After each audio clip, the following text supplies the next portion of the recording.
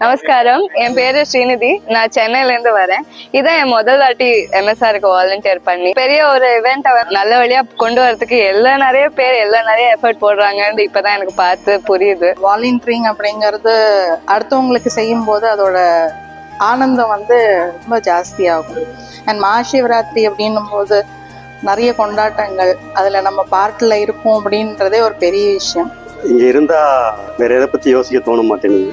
இப்போ ஆசிரமத்துக்கு நான் வாலண்டியரிங் வந்தேன்னா எப்போ நான் சர்வவாசங்கள் என்டர் ஆகணும், அதுக்கப்புறம் எனக்கு வெளி உலகத்தை பத்தி எந்த ஒரு நினைப்பும் என் மைண்ட்ல இருக்காது. I am very excited. இந்த வாட்டி எனக்கு ரொம்ப எக்ஸைட்டடா இருக்கேன்.